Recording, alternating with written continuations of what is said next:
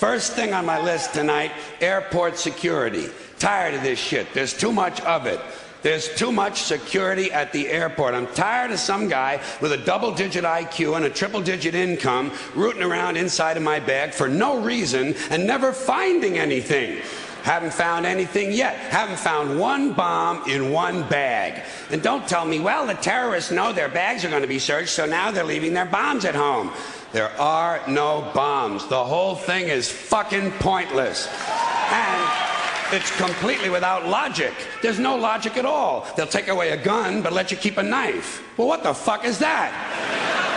In fact, there's a whole list of lethal objects they will allow you to take on board. Theoretically, you could take a knife, an ice pick, a hatchet, a straight razor, a pair of scissors, a chainsaw, 6 knitting needles, and a broken whiskey bottle, and the only thing they're going to say to you is that bag has to fit all the way under the seat in front of you.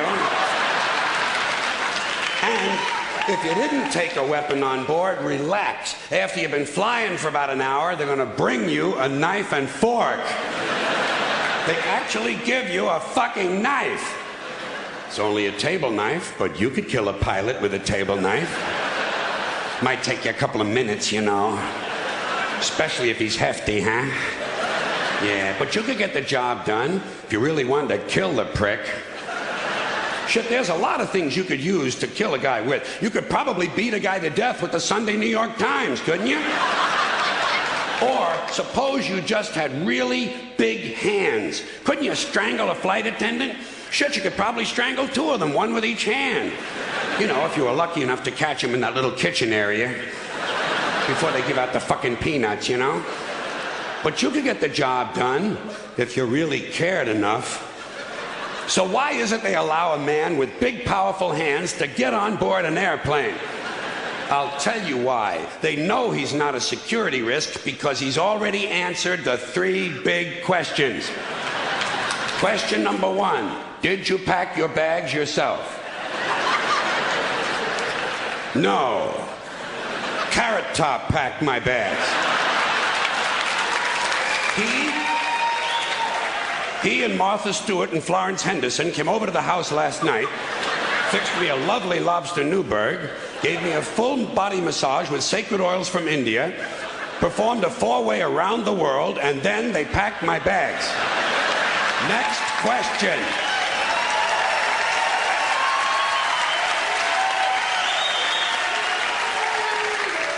Have your bags been in your possession the whole time?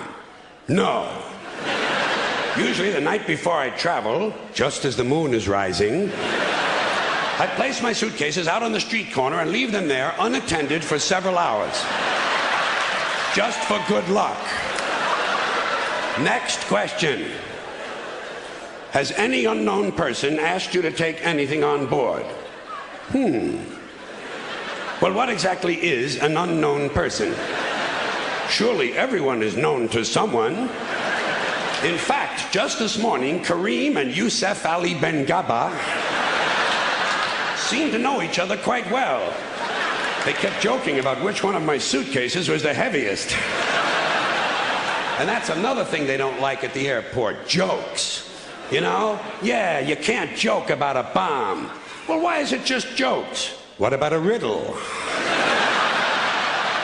How about a limerick? How about a bomb anecdote? You know, no punchline, just a really cute story. Or suppose you intended the remark, not as a joke, but as an ironic musing. Are they prepared to make that distinction? Why, I think not. And besides, who's to say what's funny? Airport security is a stupid idea, it's a waste of money, and it's only there for one reason, to make white people feel safe. That's all. The illusion. The feeling and illusion of safety, because the authorities know they can't make an airplane completely safe. Too many people have access. You'll notice the drug smugglers don't seem to have a lot of trouble getting their little packages on board, do they? No, and God bless them too.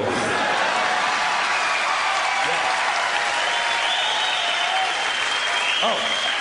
And by the way, an airplane flight shouldn't be completely safe. You need a little danger in your life. Take a fucking chance once in a while, will you? What are you gonna do? Play with your prick for another 30 years? What, are you going to read People magazine and eat at Wendy's till the end of time? Take a fucking chance. Besides, even if they made all of the airplanes completely safe, the terrorists would simply start bombing other places that are crowded. Porn shops, crack houses, titty bars, and gangbangs. You know, entertainment venues.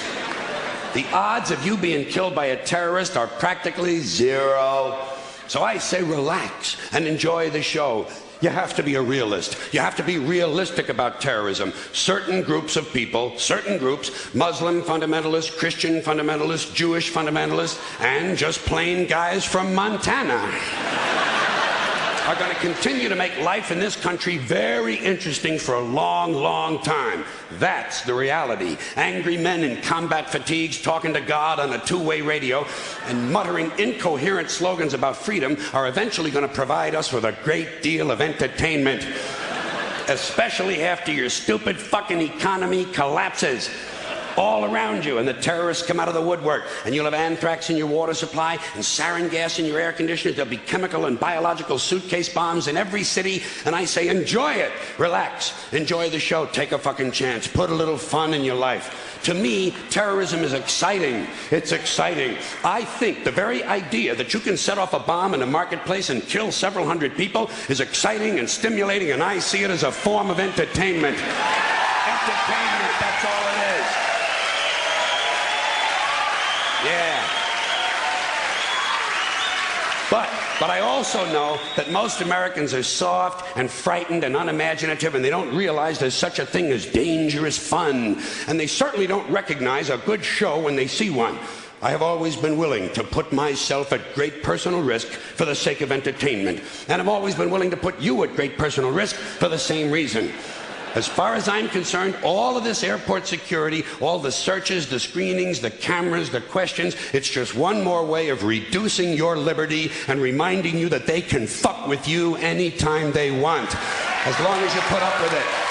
As long as you put up with it. Chair.